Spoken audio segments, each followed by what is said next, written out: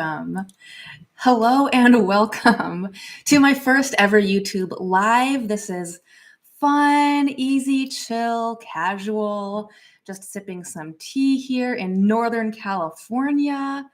Yesterday was election day and Trump just got elected. This is a politically free neutral zone, though. Politically free neutral zone.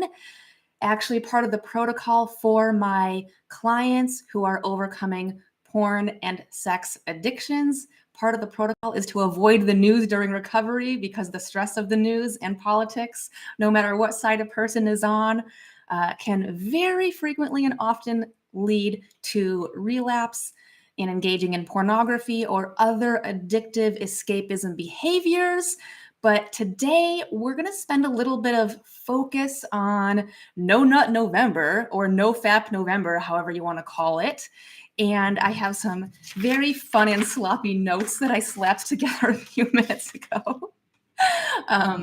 So a lot of you already know a lot of the primary benefits of practicing nofap or abstaining from pornography and or masturbation. And essentially, you already know that there's elevated motivation, right? And what does that mean? When we have more motivation, it means we get more done with less effort. We get more done with less effort. We all want that.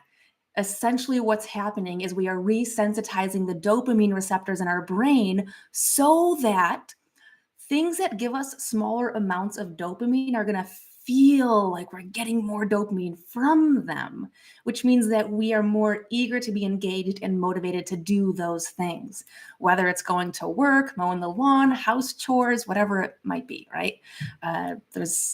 We all have our list of things that we want to do and want to have motivation for them.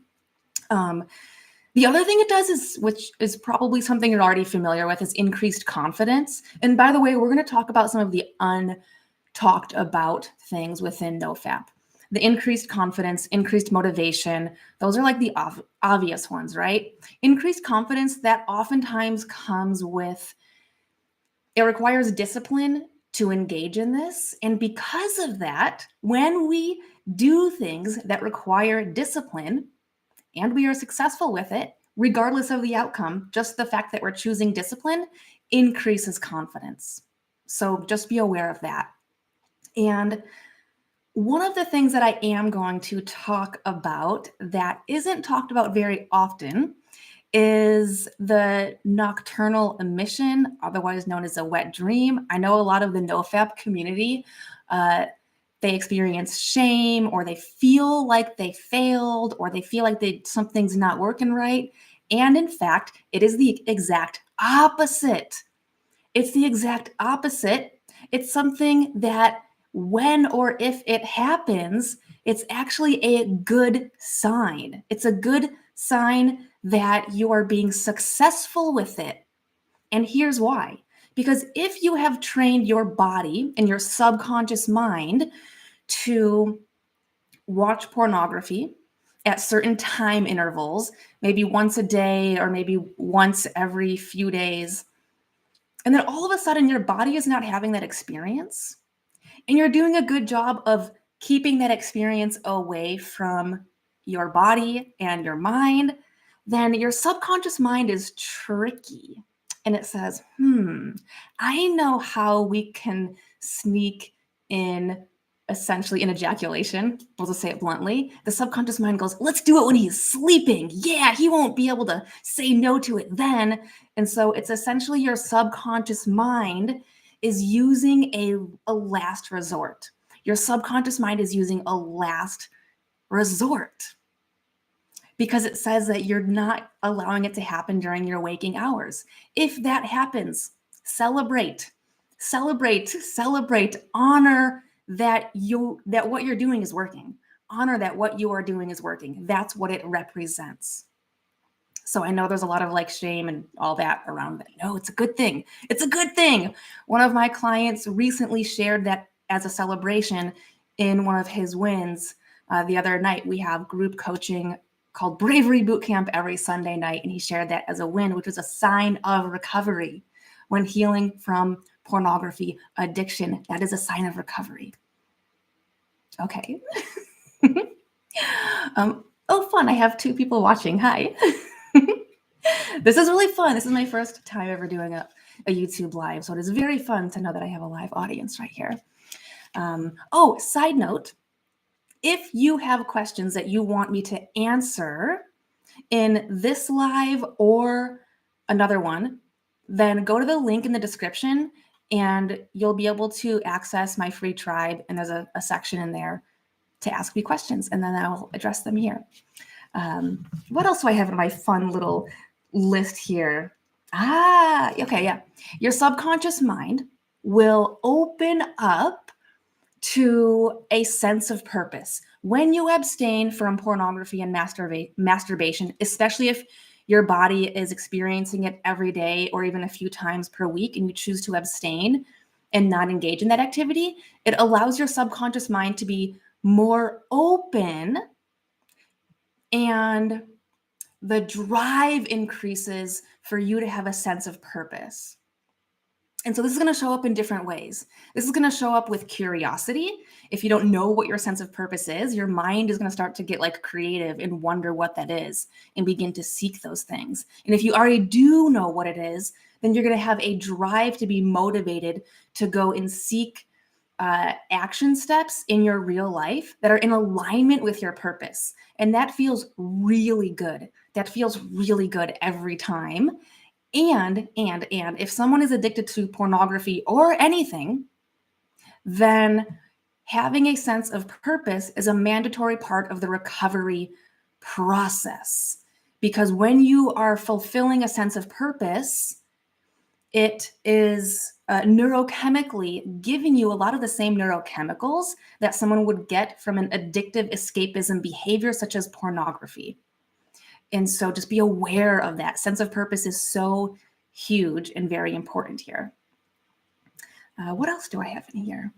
Something that you can learn if you're ever doing NoFap November for the first time ever, or perhaps maybe it's like the summer and you're just putting it to the test to see maybe this is your first time abstaining from pornography. It's a prime opportunity to learn if you are addicted to it or not. Because if you are addicted to it, chances are you will not be able to make it the full 30 days. If you are addicted, chances are you will not make it the full 30 days. This is a self-awareness test. This is a self-awareness test. Be aware of that. And another thing that happens is you naturally become more present with other people. So if you're interacting with someone face to face, your subconscious mind literally becomes more interested and engaged in that interaction. Your subconscious mind becomes more interested and engaged in that person who you are speaking with. This means that it is easier for you to have more full engaged presence when you are present with another person. And guess what? That's part of what being magnetic. I know there's those terms thrown around like become magnetic, be a magnetic man. Part of that is training your subconscious mind to actually care about other people, to be so presently engaged, curiously engaged, that it doesn't feel like a chore to engage and your mind isn't wandering and being distracted. You are truly engaged and interested and curious and enjoying the experience. And what does that do? The subconscious mind of the other person who is listening to you and speaking with you notices this every time. And it's going to feel so good for that other person. Their conscious rational mind probably won't even be able to use words as to why that is. They're just going to know that they feel really good in your presence. And that's because when your subconscious mind cares about them on a deeper level and can engage with full presence, their subconscious mind feels important. That means that they will love being in your presence. They will love being in your presence. This is a very good thing, right? This is part of what it is to be magnetic. Also, I have I work with a lot of natural sun lighting, and the sun is shifting and coming in right here, which I love that. I love that. So Northern California, redwood trees here, by the way. Yeah, being more present with others. And I'm curious to see if you guys have any questions for me, if anyone has written them down. I'm just going to check that real quick. Let's see, on the school community. No new questions right now coming in. But for those of you who aren't aware of it, let me show you what this looks like. So here's a tribe, Kings of Courage community tribe right there in the school community. You can be a part of that if you would like to. It's free. It's free. And it would be amazing to have you there. Oh, that sun is doing some fun stuff right now. We're about to get a wall of rain coming in, a lot of rain. So, all right, that's about all I have on my list right now. But I want to add one of my favorite quotes from Dr. Andrew Huberman. Is anyone familiar with Dr. Andrew Huberman? He is a neurobiologist. He's a professor at Stanford University, and he also has like the world's #1 health podcast. And he says one of my favorite quotes. It's the most dangerous thing for the human mind is receiving pleasure without having to work for it. The most dangerous thing for the human mind is receiving pleasure without having to work for it. Pornography is the pinnacle of that. Pornography, drugs, video games, mindless scrolling, social media, it all fits into that category. Junk food. That trains the brain to say, I want to have high dopamine rewards, but not have to put any effort into it. What does that do? It trains your neurology to be lazy, losing motivation, losing drive and creativity. Your brain says, the juice ain't worth the squeeze. Don't go apply for that job. Don't clean the house. Don't make a healthy meal. Don't go and get her number. The subconscious mind says, those things take effort. Why would you put effort towards that when you could put less effort into, say, pornography and get a higher neurochemical hit of dopamine? That's what the subconscious mind is saying. So it's tricking you into trying to compel you not to do those other things that are actually good for you, that actually give you a more satisfying, visceral, long-lasting reward that goes beyond the neurochemical dopamine hit reward. That these cheap hits of dopamine, it's the low-hanging fruit of dopamine, right? And so we call those addictive escapism behaviors. And that's why Dr. Andrew Huberman says that the most dangerous thing for the human mind is receiving pleasure without having to work for it. And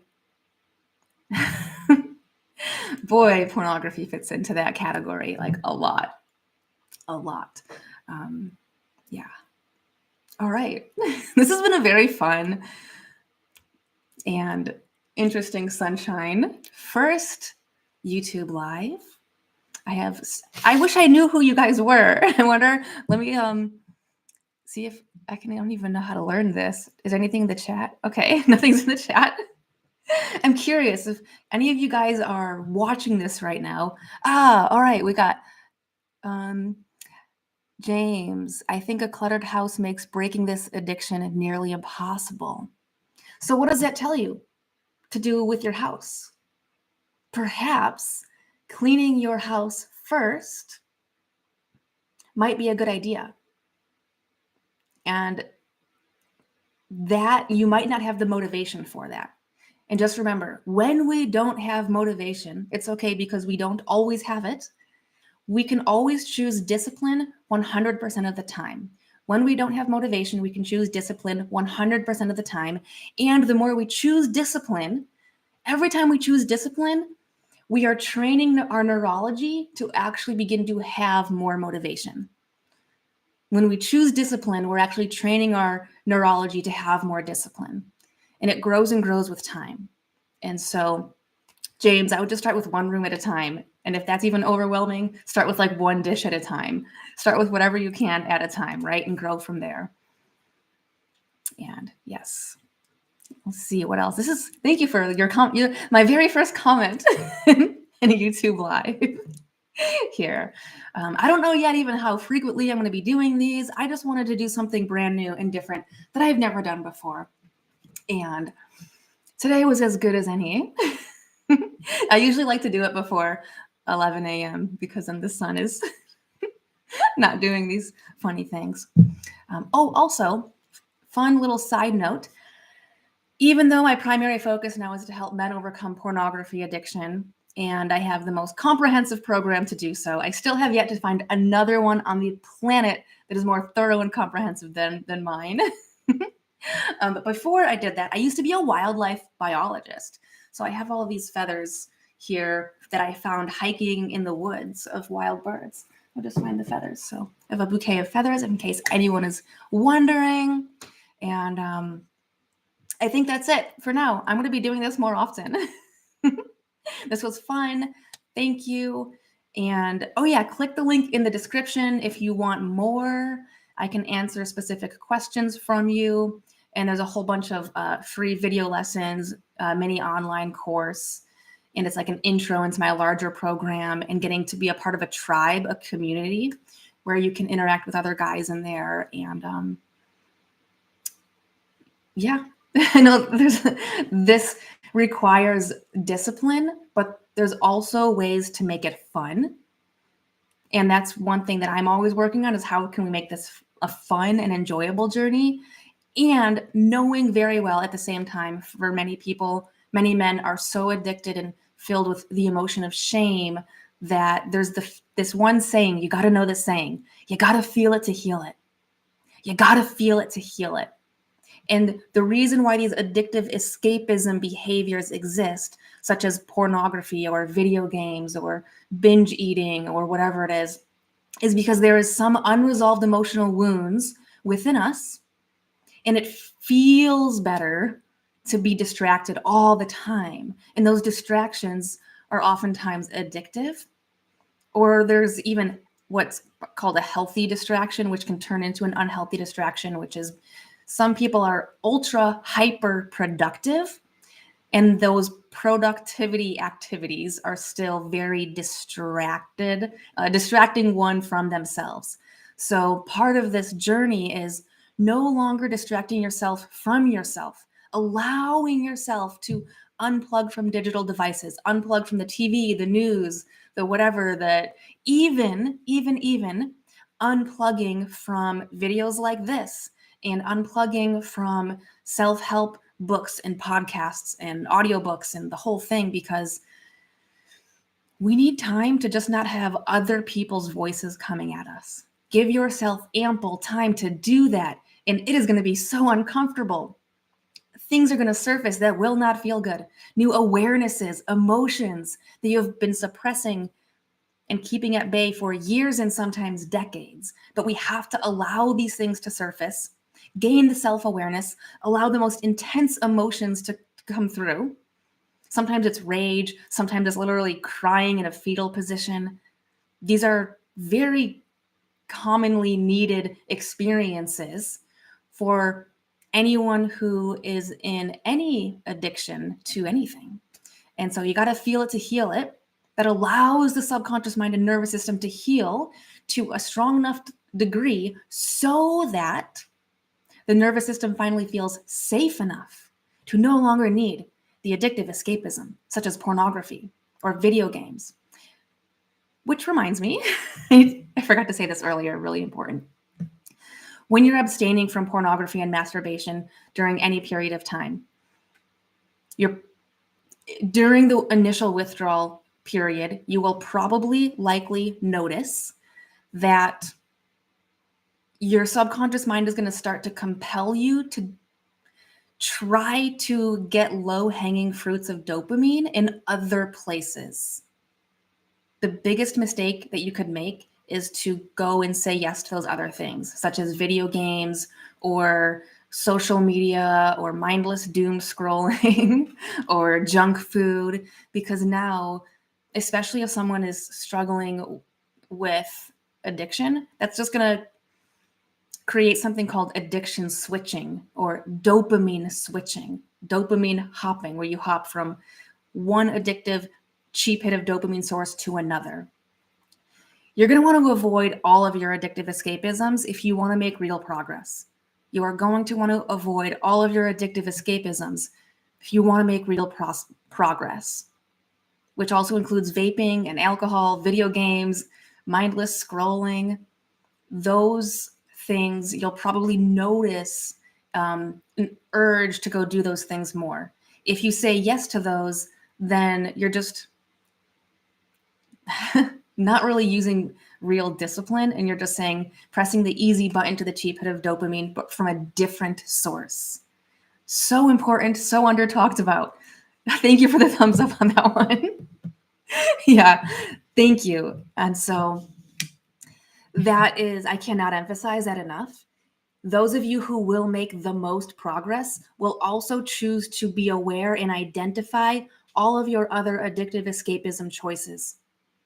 This is going to do wonders for you. It will take courage. It will take discipline. And it's saying yes to the things that you can say yes to, things that give you all of the same set of neurochemicals that your subconscious mind is urging you to get, such as high hits of dopamine. But you want to do it in a way that's earned dopamine. So go to the gym, go on a run, go to a social event. Do something that is challenging yet rewarding. Do anything that's challenging yet rewarding. Then you have earned dopamine. And now you begin to satisfy what your subconscious mind is after, which is a specific set of neurochemicals.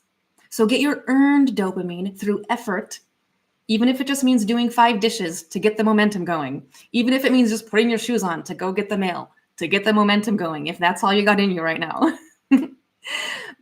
Just go and do the earned dopamine activities, and your subconscious mind will go, thank you. Thank you. And also allow yourself ample time to no longer distract yourself from yourself. You will make so much more progress than anyone else in the world doing NoFap when you also abstain from those other low-hanging fruit of dopamine, and then also give yourself time to not be distracted from yourself. Do those 2 things, and you will be in the top 1% of 1% of all of the men in the world who are participating in NoFap. So allow this to go beyond NoFap November. I once heard December be called Destroy Yourself December for everyone who destroys themselves with going way back into pornography after November. You can choose to make this into a lifestyle. So, I'm going to check to see what's here in the chat. Facts, yes. Brendan, you've been trying so hard to quit. Getting a new job, working as a brewer for a local craft brewery has given you such a great sense of purpose. Purpose is so good. Yes. And that has helped keep my mind occupied. However, let's see. I don't know if it's letting me. Brendan, I'm not sure if it ends in however. It says however ... Are you indicating that you're still watching pornography? Yeah. DDD is a complete meme. Are you referring to the 3 Ds of pornography addiction, James? Yeah, when you get home, it's like your brain switches when you get home and go back to square one. So we've identified that purpose works. Yes. One thing that I'm going to encourage all of you to do is to get started on my free mini course. And if you click the link in the description, it brings you to my free school community. And I have a lot of free resources. I just started that particular community 2 weeks ago. I've been doing this for 5 years, and that particular group is only 2 weeks old. There's about 35, 40 guys in there right now. And I want to offer a lot of free value and support strategies, new awarenesses, self-awareness. I cannot emphasize the self-awareness. So go in there, and I have some free courses in there for you. And then in there, you can also ask questions for the next times that I do these YouTube lives. Your questions that you ask in there will be prioritized when you ask your question in there. Let's see, what else do we have? Yeah, DDD, Destroy Yourself December. Yeah, thank you. That makes more sense. I have a 3-step process called the 3Ds to overcome pornography addiction. You don't need 12 steps. You only need 3. I have a full video breakdown in there in the school tribe. You'll want to go in there to check it out if you have not seen. I'm curious, put in the chat, have any of you guys watched that video? I'm so curious how you know about me or this channel. Like, did you just learn about it from the algorithm showing it to you right now? Are you subscribed to what I have going on? I'm so curious. I want to know about you guys and where you all come from. Also, where are you guys geographically located in the world? I'm in Northern California, here on the coast, got some redwood trees. Oh, good. The sun is not giving the craziness going on anymore. Missouri. All right. Missouri. Thank you, James. Yeah. Yes, Brendan, you learned from my email chains. Awesome. You're in Cincinnati. Okay. You may notice that sometimes I'll take long breaks from sending the emails, and sometimes I'll get really into it. So it's a surprise of when you're going to get the next one. That's how I operate over here. I'm a pretty go with the flow person, and I get a lot done. And I don't want to say I'm lucky, because even though there is a small genetic component, but I have enormous levels of motivation. I have very large levels of motivation.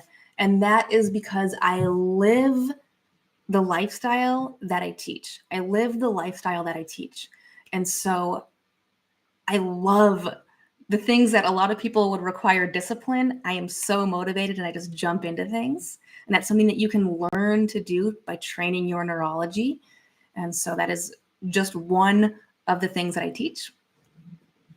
And it makes life a lot of fun. This is so fun being on here live with you guys right now. I eventually want to do these from my phone while I'm driving and go on scenic nature drives.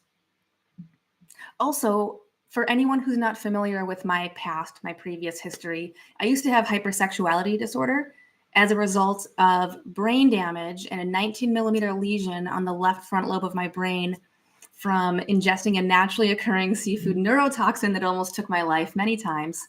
And I am so thankful for that journey. It gave me crazy PTSD, had all these near-death experiences, the hypersexuality disorder. And so for me, my outlet was not pornography, but more seeking like real life partners.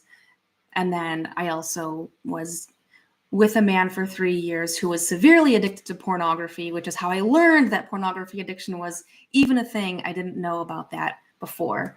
And so I think that was maybe 8 years ago, 7, 8 years ago when I learned about it. But it sent me on a 5-year recovery journey.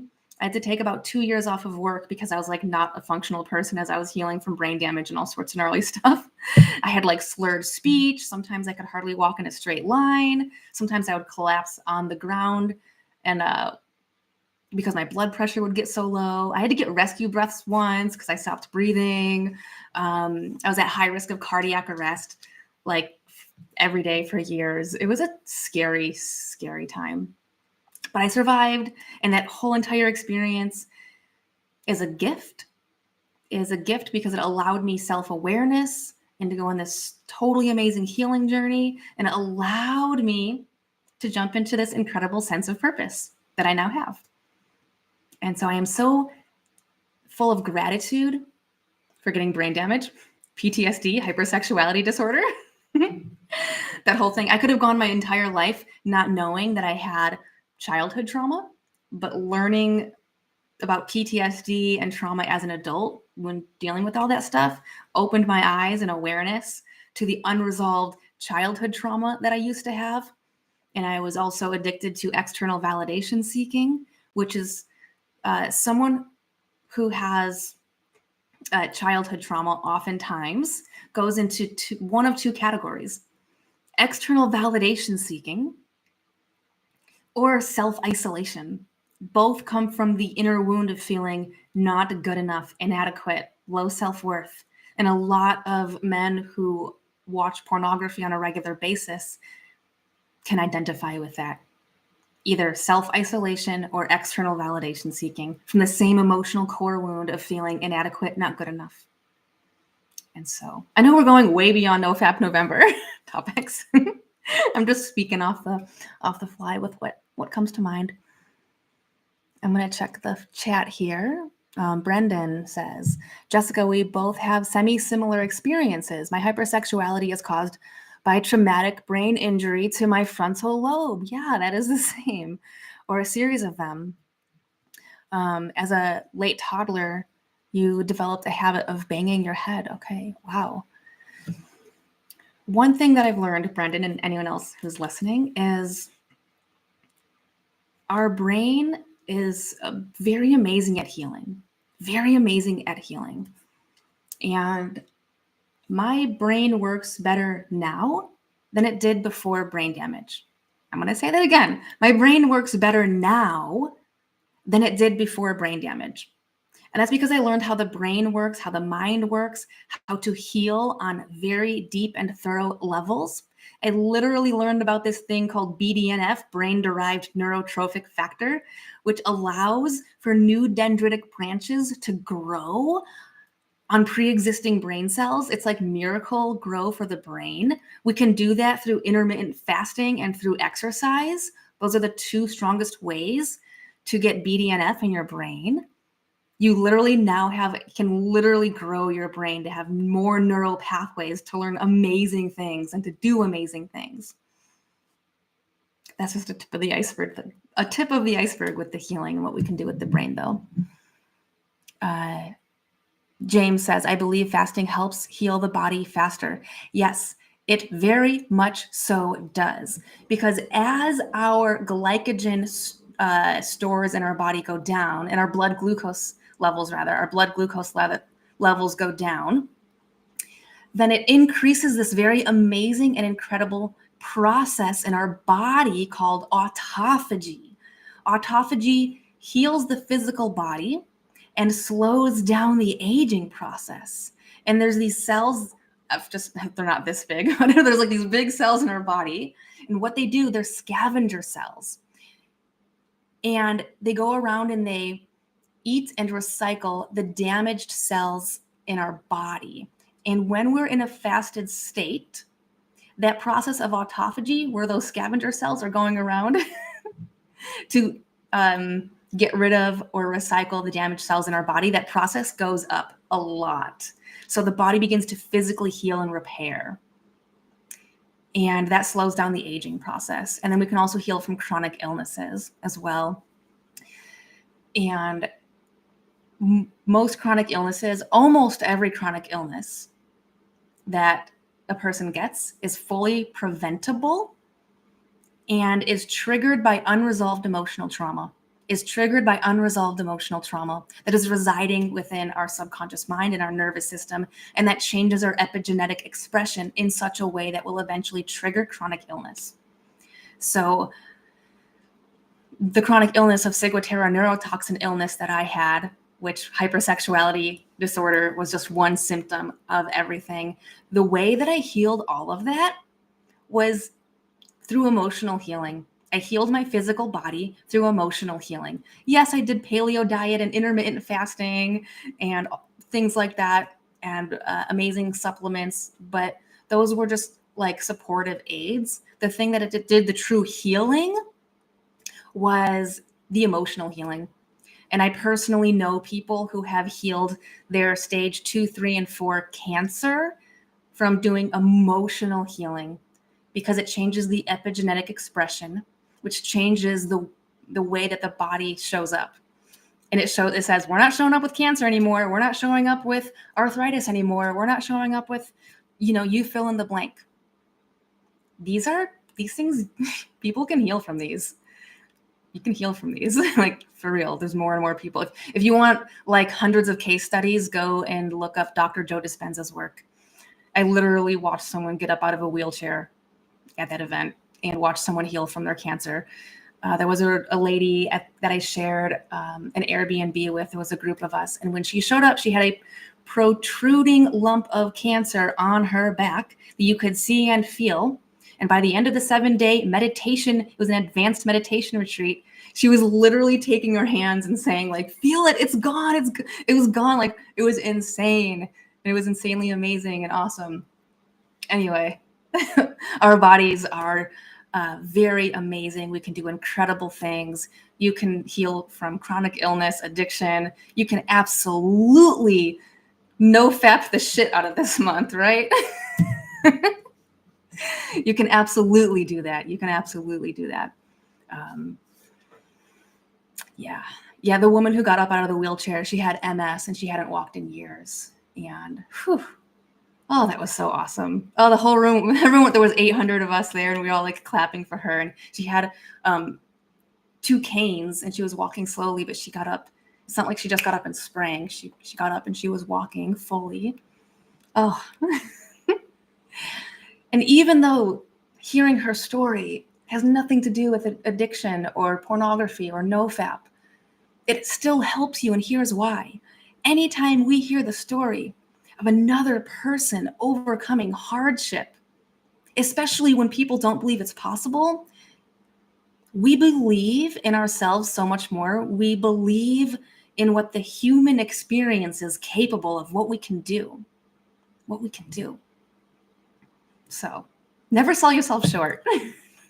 Never sell yourself short. Just reading the comments. Yeah, that is awesome. That is incredible. It's, yeah. When I healed myself from the ciguatera neurotoxin illness, doctors didn't have any solutions for me. And I eventually there were 2 doctors who they themselves they came down with ciguatera neurotoxin illness. One was an infectious disease specialist in Arkansas, and the other was a pediatrician. I don't remember what state she was in. But these were 2 doctors who didn't know how to heal themselves from ciguatera neurotoxin illness. And I was the person they were consulting. They said, Jessica, you seem to have figured something out. Can you help us? So here was brain damaged Jessica being the consultant for doctors. And it was just an incredible healing journey.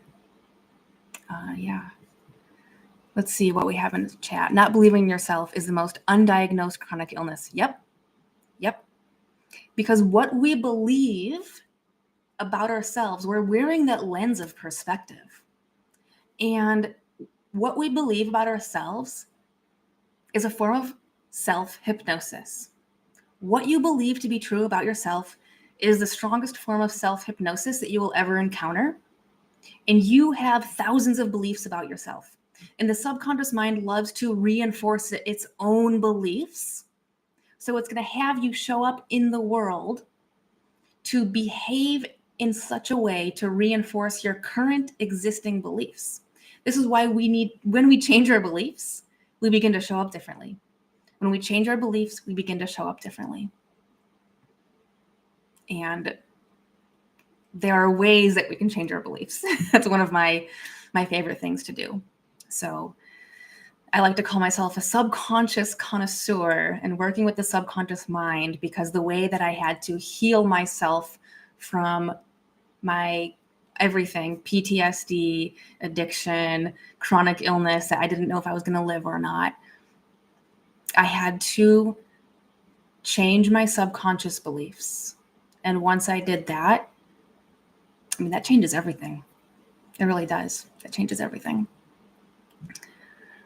You never find your ceiling. You will never know where you end, if that makes sense. It does make sense.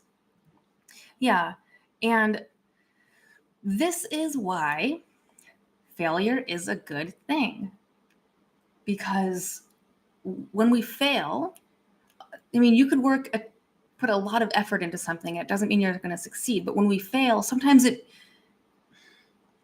allows us to know where our current ceiling is, but our current ceiling doesn't have to remain there. Sometimes we're just missing one piece of knowledge, and then that raises the ceiling. Sometimes when we just shift a belief, that could raise the ceiling massively just from the shift of one belief. So, all right. Well, this was oh my gosh, we've been going for 40 minutes. This is a very fun first Facebook Live. This is not going to be the first and only. It's going to be the first of many. So thank you so much. I see there's 4 of you here right now. And your engagement helped me to continue and helped me to have fun with this. Thank you so much for just being here and showing up for yourself. And until next time, I don't have like a schedule yet of when I'm going to do these, but that will happen. So I think I want to sign off. Where is the thing? I'm like, okay. If you see me looking like this on my screen, there's like different places to look. I have a really big monitor. So end stream. Anything, any final anythings before we say goodbye? If anyone's ever in my Bravery boot camps, something I say a lot is I'm not good at goodbyes, so you guys go first. Jessica, would you consider having like a group session in the future? Yes. Brendan, I host a group session every single Sunday night. It's at 7:30 p.m. Eastern, which is 4:30 p.m. my time. It's called Bravery Boot Camp. It's 2 hours long. And sometimes we go to like 3 or even 4 hours. That is an exclusive part of what is called my Leap of Courage program. And it comes with that. That is like the creme de la creme. That's literally my favorite 2 hours of the week. And so join the school community. Like if you want to learn more about that, the school tribe, it will tell you everything that you need to know. And as of right now, those are my only group ones. I might add more something in the future. But I love that question. And those ones are hosted on Zoom. And right now, well, there's about a dozen of us who show up. And we start with wins and celebrations. And then I have an activity for us to do for self-awareness and to help shift limiting beliefs, identify limiting beliefs, shift away from them, and shift into empowering beliefs. And so I have a whole bunch of fun exercises for us. And then sometimes we'll go into breakout rooms where you'll be with like a small group of guys and like chit chat amongst each other about what you're learning and ask questions. And then we have a big Q&A at the end. So that's how Bravery Bootcamp works. Every Sunday night, it is literally my favorite 2 hours of the entire week. So you are so welcome for this live. I'm so glad it helped you, Brendan and James. Yeah, thank you for being here, because you all help me to fulfill my sense of purpose. You all help me to fulfill my sense of purpose. So thank you. Thank you, thank you, thank you. I'm not good at goodbyes. My clients know this about me. It'll be like the end of Bravery Bootcamp and we'll all be hanging out. I'll be like, that's it, okay. And like nobody goes. We're all just hanging out still. Okay. I will. Thank you for having us. It's nice to feel like I have a supportive network. Yeah, you do have a supportive network.